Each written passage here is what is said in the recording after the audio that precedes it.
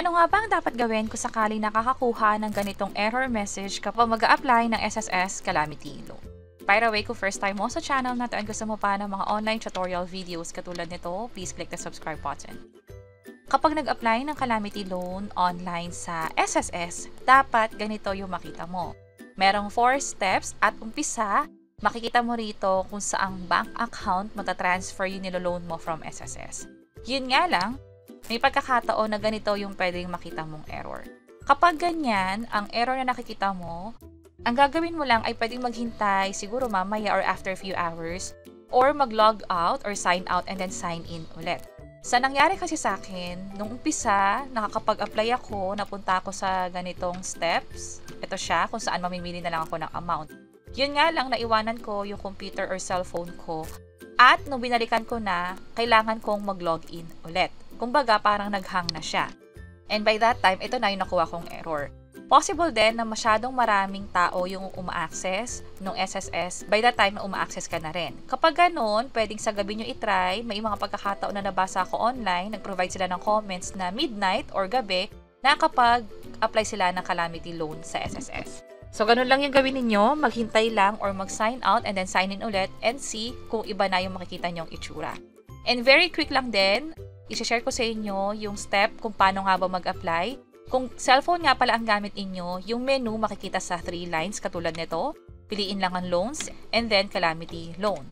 At mula doon, pwedeng magkaroon ng ibang error message. Kapag ganito, yung error na nakikita ninyo, ibig sabihin meron pa kayong kailangang ayusin sa account ninyo.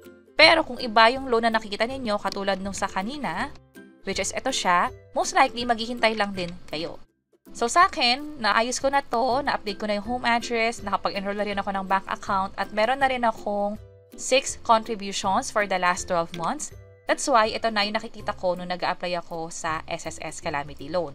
Ito yung na-enroll kong bank account, ito yung loanable amount na pwede kong baguhin. Depende nga pala sa account or sa contribution ninyo kung magkano yung maximum. Sa akin, 17,000 pesos. And then, makikita nyo dito na merong undertaking ng Calamity Loan. Andito yung pangalan ninyo, andito yung home address which is naayos ko na. I-check lang to at i-click ang OK para makapag-proceed. Kung mapapansin nyo, nasa step 2 na tayo. Ang pinakagagawin nyo lang dito ay tatanggapin or i-accept itong disclosure statement. Pwede nyo rin tong reviewin para nga naman malaman ninyo kung magkano talaga yung makukuha nyong loan. Meron pa kasi mga charges na tinatawag. Also, makikita nyo rin dito kung magkano ba yung buwan ng hulog at kung kailan ba mag-uumpisa yung pagbayad dito sa SSS. At katulad ng sabi ko kanina, i-check nyo lang tong declaration and then click nyo lang tong next. Step 3 na tayo, reviewin lang din, parang ito yung pinaka-summary yung disclosure kanina.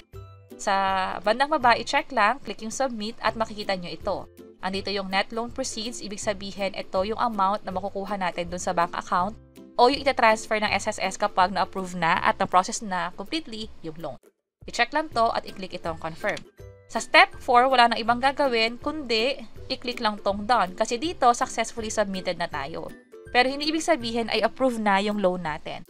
Maghihintay pa tayo ng review ng SSS and then after nila ma-approve, doon na ipaprocess yung pag-transfer ng pera. Kapag chinek nyo ulit yung Calamity Loan sa account ninyo, wala nang option para makapag-apply kasi pinoprocess na yung existing loan application natin.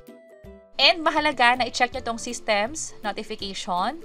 Pwede nyo rin i-check yung phone ninyo or yung email ninyo para sa update tungkol sa loan status. Dito kasi makikita nyo yung loans and then makikita nyo rito yung mga succeeding status. Kung na-review na ba siya, kung na-reject ba, kung na-approve ba, at pag na-approve nga, gaano katagal bago ma-process or ma-transfer doon sa bank account natin. So, yun yung gagawin natin just in case na nagkakaroon ng error sa SSS. Maghihintay lang tayo. Pero kung ang error nakikita natin ay may kakulangan sa contribution o kailangan ng bank account, kailangan ito gawa ng paraan. At meron kaming ginawang hiwalay na tutorial videos para sa mga ito. Pwede nyo i-check yung page or channel namin o yung link to that video tutorial ay nasa description sa baba.